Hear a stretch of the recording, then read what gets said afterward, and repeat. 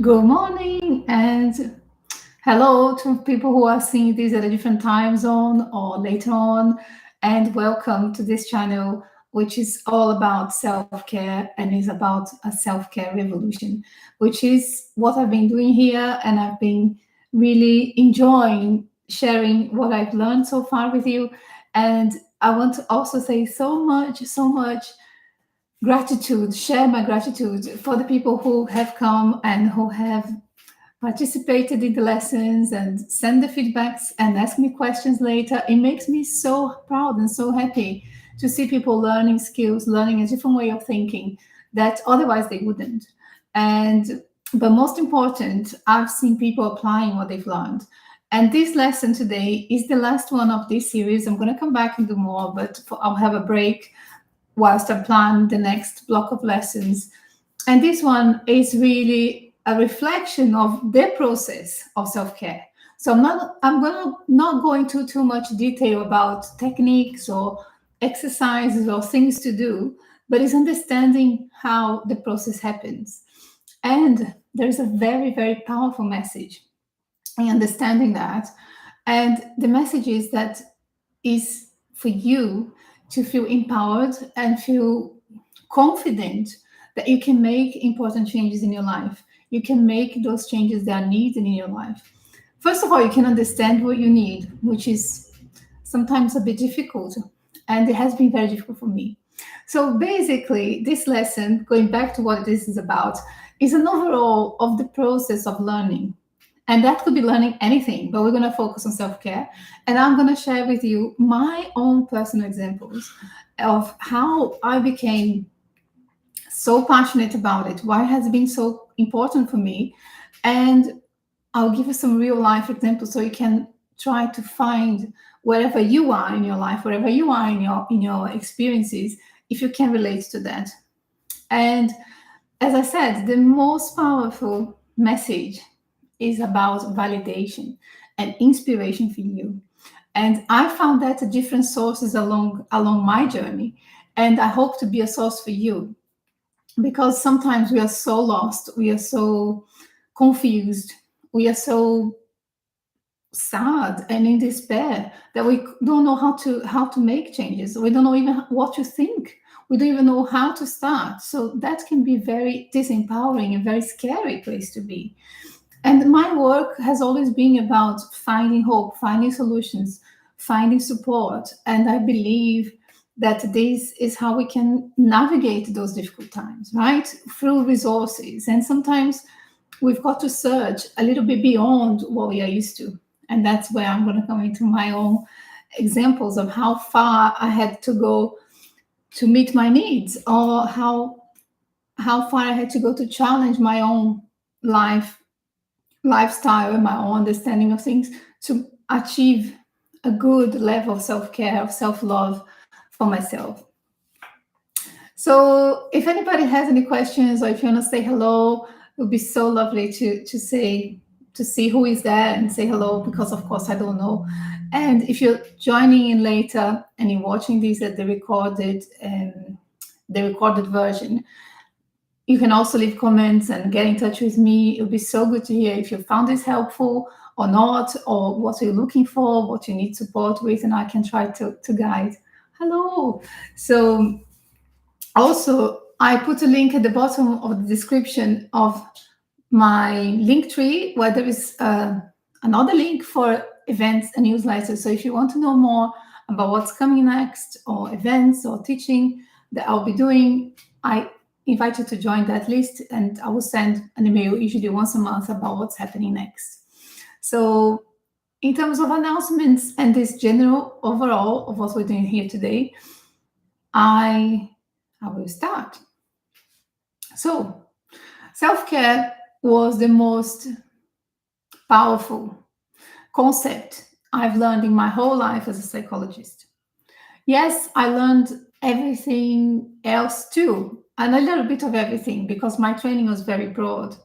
And I went over time, learned new techniques, new understandings, and of course, I don't know everything, but I know a broad range of techniques, a broad range of approaches in psychology. and there are new ones coming up. But what I really found in my own personal experience, and something that I find very helpful for clients too, is the concept of self-care. And I'll tell you why it became such a crucial point for me and why I became so passionate about it. So, but before that, I'm going to talk about the four different stages of learning, which I made a post on Instagram. And if you're not on Instagram for any reason, and you want to know what is this more detail, I can send it to you. Send me a message, and I'll email it to you. But or you can Google four stages of learning. So it goes from unconscious incompetence to unconscious competence. So there's four different stages. And unconscious incompetence means that you don't know what you don't know, right? So I grew up not knowing what self-care was. I didn't have any idea. So this is where I'm going to come into my own examples. Okay, so I started at unconscious incompetence. I didn't know what self-care was. I didn't know what my needs were. I was never told that my needs were important. I didn't understand that. I didn't know that. What is it? I lived my life unconsciously about my own needs. That sounds crazy now to me to speak like this and even remember how it was, but that's true. I was hoping that the external world, my family, the world around me, situations would just supply my needs. I assumed that this is what happens. I didn't need to focus on it. I didn't need to do anything about it. I didn't even know what my needs were. And I remember, I think I can't remember which film it was, but there was a film at one point in my probably my early 20s or maybe late teens that this woman was rediscovering herself after a relationship, and somebody was asking her, so what type of breakfast do you like? And she didn't know. She didn't know what breakfast she liked or she liked her eggs. I think it was an American film. And I thought to myself, there was something in that moment that said to me, you also don't know, do you? You have no clue what you actually like. What is your what's your favorite breakfast? But that went back into unconscious mind. So unconscious incompetence, you don't know. You don't know what you don't know, right? That's how I lived most of my life. The second stage is conscious competence. So in this moment where I'm describing this film, I start to think, oh, maybe I should know what I really like for breakfast, but I have no idea. And I don't even know, why is this important? Is this even a thing? So that's when I start to understand that other people may know something that you don't know, or they may have a skill that you don't have, but you still don't know how this relates to you. Why is it even relevant? Okay, so conscious incompetence, you realize that you don't know something. The third stage is conscious competence. So when you start to think, okay, somebody knows something that I don't know, I'm going to make an effort to learn this because it seems important. Or I realize I have this need as well. I realize I need to learn this particular skill, and I'm going to make an effort for it. And they're going to sign up to a class, or you're going to have a therapist, or you're going to do some books, you're going to listen to podcasts nowadays, you're going to find your way to learn something that you discover that you still don't know. And the last stage, which is unconscious competence, is when you learn that so much, you've done it so many times, you've done in different situations, and you know how to do it. It's unconscious. You don't need to think about it anymore. It's part of you. That skill, that knowledge is just part of yourself. You don't have to make an effort anymore. It's just naturally part of you. Isn't that amazing that we can get somewhere where what we wanted to learn and that we put so much effort in at one point becomes part of us? Naturally, we can do that. So I have good news for the people who are saying, I have no idea about this. I don't even know what you're talking about. So let's imagine you're mostly in the unconscious incompetence, right? I have good news for you. I was there too. And I got in some areas of my life to the level 4, which is unconscious competence. So there is hope. Okay. This is a message of hope. I hope it's a message of hope because I've been through those stages myself. And as I said, I'm going to give you examples so you can understand what that's like for you. because some areas may be easier for you than others, and that was what was like for me. Some areas I'm still working on, and I still need a lot of effort for them. But some areas are easier, and I have already mastered those self-care skills. So going back to the beginning, how did I? So I, how did I not know about my needs? For some people, this is crazy. Thinking, how did you not know? How did you not know what you needed for your self care? And when I'm talking about not knowing what I needed for my self care, I'm talking about all areas that I mentioned before in my other lessons. Okay, so my body self care, I had no idea how to take care of my body. I abused my body in many different ways. I neglected the needs of my body. I psychologically abused my body. I physically neglected my needs. So I didn't know how to take care of my body at all. And then my relationships as well. I was just going through life imagining relationships are as they are. There's nothing much I can do about that. People do what they want to do, and I have just to navigate that in the best way I can. But that usually meant just suffering because I didn't feel I had a part to play in the relationships. And if we go back, if you later on watch or remember the relationships lesson, I was very much a codependent person in a relationship where I put other people's needs above mine, or I didn't even know about my needs, right? So they didn't exist to me. So how can I be in an equal relationship if I don't have a consciousness about my needs, about who I am? And this was very much what was in the film. I think it was a Julia Roberts film. I can't remember. Maybe I'll try to find later. But I think so. She was also finding that, right? Finding that how can she be in a relationship when she doesn't know what she likes? And that was very much the same. And my mind, my mind was confused. I was looking for answers. I was looking for, better ways to relate to people, understanding my history when I started studying psychology, starting my own therapy, trying to understand why I behave in a certain way, why people behave in other ways. But everything was very much justifying that system.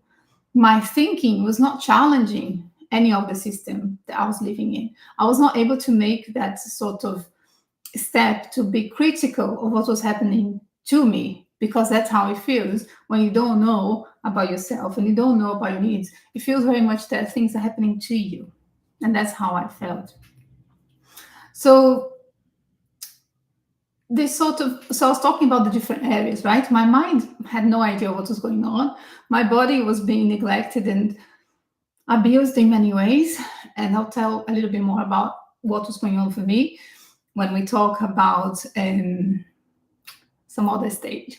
And my spirituality was very unconscious too. I was immersed in a culture that was very religious and very spiritual in many ways. But again, I was very much just a passive participant in the rituals and the events. I didn't feel like an active participant. I felt very passive. So that was also needing self-care, needing attention. And my emotions were chaotic. My emotions were overwhelming. So all areas of self-care that I talked about, I was in an unconscious incompetence stage. I didn't know how to look after myself in all these different areas. But as I said, there was a lot of suffering through all of them because I didn't know what was my role, what was my need, what I could ask for, and I didn't know what was right or wrong. I didn't know what a healthy relationship would look like or an unhealthy one. I didn't know how to put boundaries. I didn't know what boundaries were. I never heard the word as a child, as a teenager, and as a young woman. I never heard about this. So it took me a long time to get to where I am now. But I also want to say that my understanding of the conscious incompetence of my needs was only possible once I moved away from my country, once I moved away from Brazil. So why was I so unconscious about my needs? There was something very specific about my story, and we all have different specifics um, hi, about specific conditions that make us be the way we are, right? So I was born in Brazil, and I was born in a very religious family in different ways. There were Catholics on my father's side, and my mother's side was a spiritualist family. So this is very important for why self-care was very unconscious to me, because growing up as a woman, a young woman in my traditional family, and as a girl, and as a young woman, and as a child, being female in that culture, being female in that family, meant that my needs were invisible. That's how I experienced. And of course, I was also, there was also a cultural bias because of the um, patriarchal culture that, boys and men have their needs above women. This is my family, okay? This is my experience. I'm not saying this is the case for everybody else in Brazil. It's very different, as I said, for each person. But that's how I experienced that. That, everybody else had a need more important than mine. I was there to help people to be doing their lives, enjoying themselves. And for me, I was on the sidelines. That's how I felt growing up. And there was a religious bias too. So there was a cultural bias, there was a religious bias that in my family, it was very much, both sides of my family, it was very much the idea of service, the idea of self-sacrifice for the well-being, for the welfare of others, for the happiness of others. So if you didn't do that, you'd be called selfish. I didn't like that, but that's how it was. So growing up, I was always learning that if I don't take care of other people, I'm going to be called selfish. I'm going to be not accepted in this family that is all about taking care of other people. And so that is the sort of context of why I was so unconscious and so clueless about all my self care needs, because it wasn't taught, it wasn't encouraged, it was encouraged the opposite, that I was supposed to put other people's first. And this is what I grew up with. And the interesting thing, this went on for such a long time until my mid 30s, when I had a burnout experience. And was a turning point for me. And that burnout came at the same time as I was training in the UK as a psychotherapist, and within the person-centered approach. That's why I follow this approach, and I feel that is very, very important and very relevant to our times, because in this approach we question and we understand that the environment and the social context and the culture has a major, major role to play in people's mental health and well-being. So psychology has evolved hugely in the last 20, 30 years. But when I was training psychology 20 years ago in Brazil, and as I said, there's very important context to the culture there. There is a cultural bias even in the training that wasn't questioning, that wasn't bringing in the challenge of what is going on in the society or in groups or in the messages we watch in the media about power dynamics, about the injustices and the oppression that people go through different differences they have.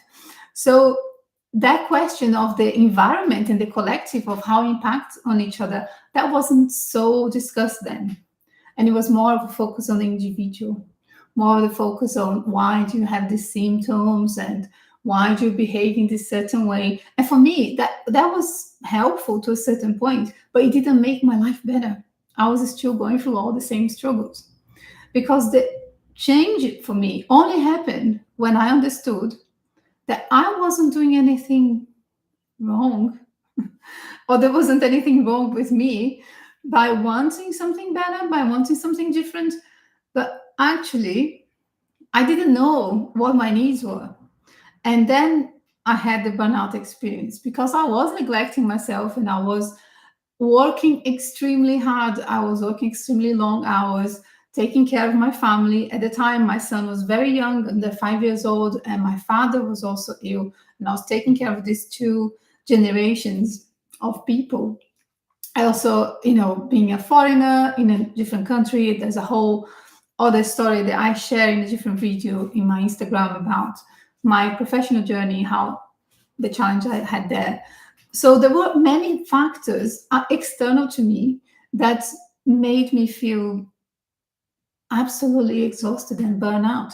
And I had to stop everything I was doing, apart from my training. That was the only thing I managed to carry on. And my family responsibilities, that I stopped working, my relationship had broken down. So it was like a real life crisis in every possible way. And that was when I had time to take my needs seriously, because the only way I could come out of this crisis was to start taking care of myself, start to understand what I needed, and start to take care of myself. So that was the stage 2, which is conscious incompetence. I realized that I burn out, and this went on for a long time. I was in this burnout stage for almost a year, where I wasn't able to function very well at all. I was very, very unwell. And so during that stage, I became stage 2, conscious incompetence. I realized I couldn't take care of myself. I realized there was something people do better than me, and I have no idea how to do that. So I was in that crisis. But I realized that there was a better way. I realized that people knew how to take care of their bodies in a better way. They knew how to have routines. They knew how to, change their relationships or choose better relationships. And I didn't know how to do that. So through the burnout, I start to question every single area of my life.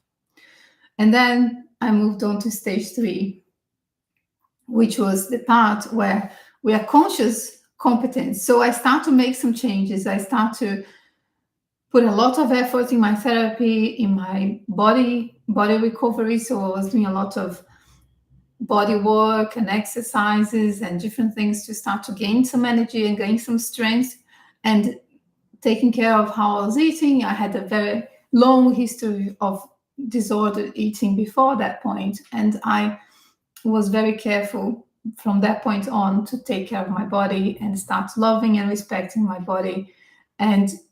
But it took so much effort. So during that year of being in the crisis and trying to recover, I started to learn these different skills of self-care. But it took a huge effort, huge effort. It wasn't something easy for me. And I can give an example about my body care and my spiritual care, where the conscious effort, where I'm still in those 2 areas of my life, I'm still doing the conscious effort. My body self-care, because of the history I had of neglect and not really taking care of my body needs, not knowing what my body needs were, I'm still catching up with it. I'm still building my strength, building my resilience, and learning what my body needs and learning to respect that. But now I am working with it, but I already see some results. I already see some benefits. I never ever had another burnout experience. So even though there were times of stress, times of tiredness, I never got to the point how I was before, because I made that conscious decision of taking care of my body in a very conscious way.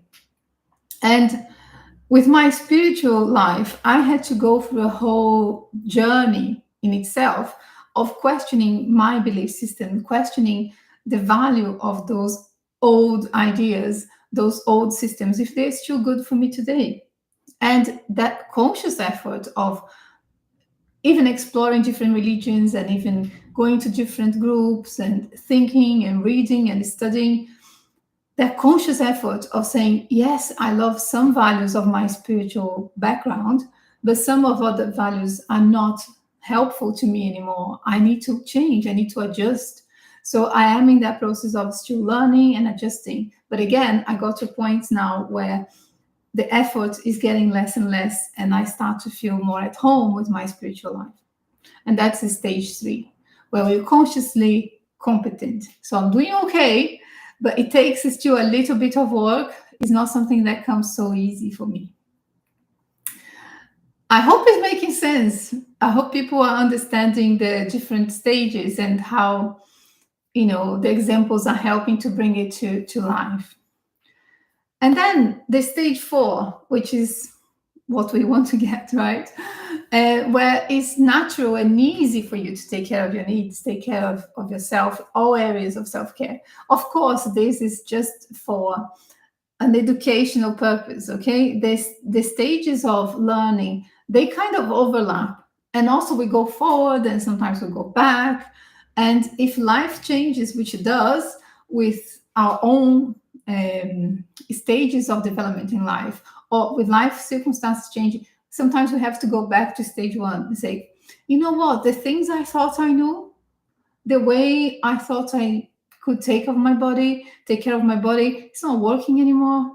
I thought I knew, but I don't, because my life has changed so much that I now need to review that. So the stages, just keep in mind that they are kind of fluid, and sometimes they're not so separated like I was saying here. Most times they're not, but this is for learning purposes. So stage four, all natural, flowing easy, and you don't have to think so much about it, don't have to put too much effort. It will happen for you after all the work you put in, right? And I am very pleased to say, like I mentioned before, it happens. Okay. The effort and care I put into my relationships, so my relationships area of self care, I feel I got to a point where it's actually working by itself. So I'm not saying that I don't have to look after my relationships, that I have to forget about it and it's all good and, I reach some sort of bliss. But to a certain extent, it's a bit like that, because all the effort, all the questions, and all the, shifts and changing relationships, and myself as well, my relationship with myself has changed to be much more compassionate, much more kind, much kinder to myself.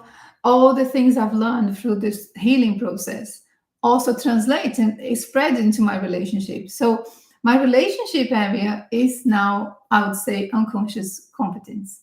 I can relax. I can relax because I know I have a network of support. I have loving connections, supportive connections, enough of them to hold me when I am not so good, when I'm not doing so well. And that has come through this work and through this transformation that I've been through. Because as I said, in stage one, I didn't even know what I needed. And a lot of my relationships were not healthy. And that was not just because of the other person, it was also because of me. My 50% in that relationship wasn't that great. So what I was getting back was also not great.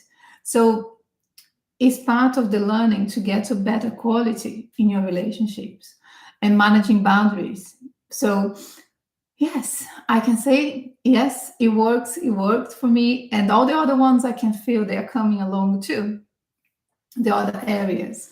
And this is the whole purpose of making self care a priority.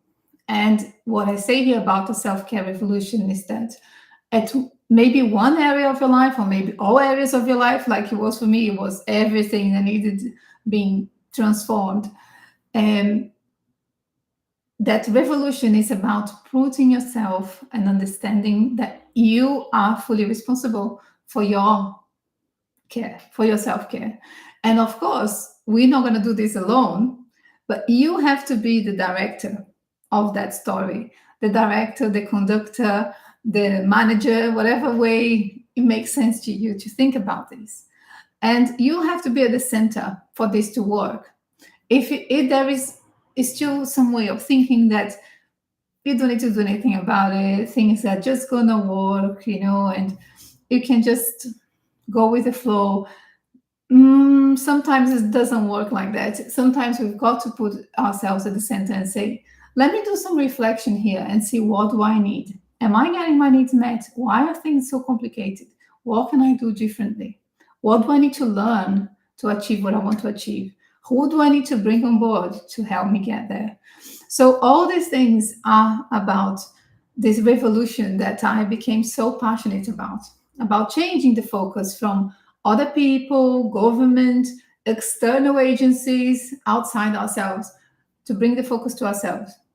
And yes, we're going to engage with all those externals, right?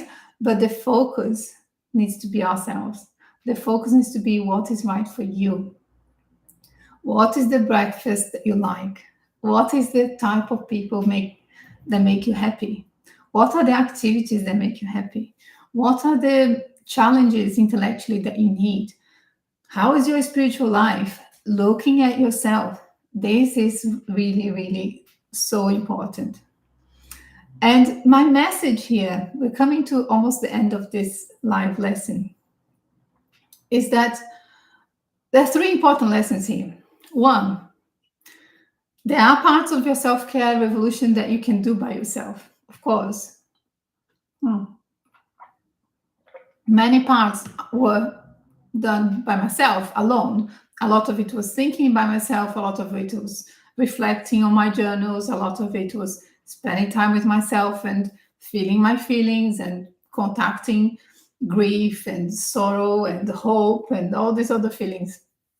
Yes, it's a solo experience, but really it becomes more powerful if at different points, for different subjects, different topics, you get support and you share. It's much easier and it's much more enjoyable.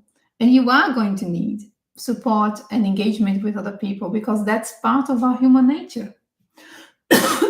Sorry. That is the essence of us. We are social beings and we need each other. So I encourage you to reach out and share your own thoughts and reflections to me or to people that you trust and start to build that strong network. So that's the first message, important message here. Second one,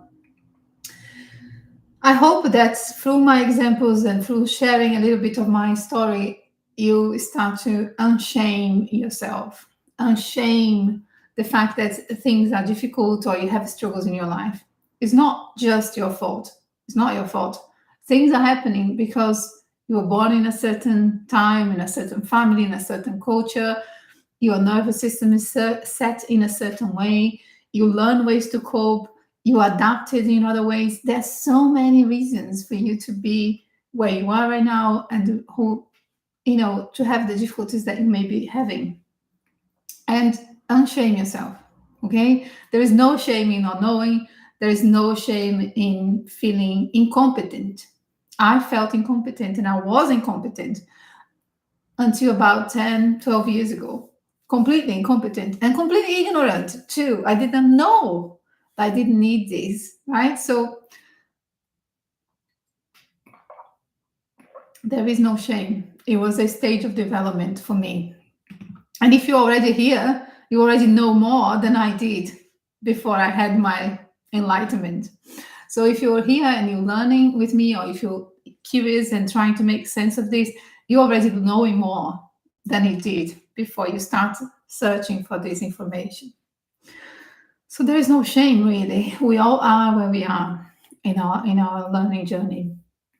And unblame yourself, okay? Unblame yourself. So making connections, understanding we need each other. We need support. We need in different environments, and like in my case, different culture to make sense of my situation. I needed to really move away from my culture to make sense of why I was the way I was. That's how it happened for me. So not going solo all the time, searching for connections, searching for different learning sources, unshaming yourself. Okay, it is what it is. You've been through what you've been through, and that explains how things are right now. There are reasons for the difficulties, and unblaming is also part of it. So making connections to others, unshaming yourself, and unblaming yourself. Okay, you're not to blame for the difficulties. You're not to blame for the illnesses that you may have experienced, or you're not to blame for an ignorant mindset like I had. You're not to blame. How would you know? How would you know better? It's impossible sometimes, right? So The message here is to really reflect on your own journey, where you are with the different areas, but also encourage you. Keep going. Whatever you're going through, whatever you want to improve in your life, you can do it. You can do it and you can see results and you can start feeling confident that your needs, your own desires in life are very important, and you can have a very active and powerful part in taking care of yourself. So I hope this is inspiring. I hope some points can help you to reflect and learn and carry on your journey. And if you're feeling unmotivated or confused and lost, I am here too, and I am on Instagram also to support you and make a little bit of a connection to try to help you on your journey. That's what I'm here for. And yeah, and I will continue mine because I still have a lot of work to do. So thank you, everybody. It has been wonderful to have these live sessions on YouTube, and I look forward to doing more of them and connecting with you wherever we meet. Take care for now.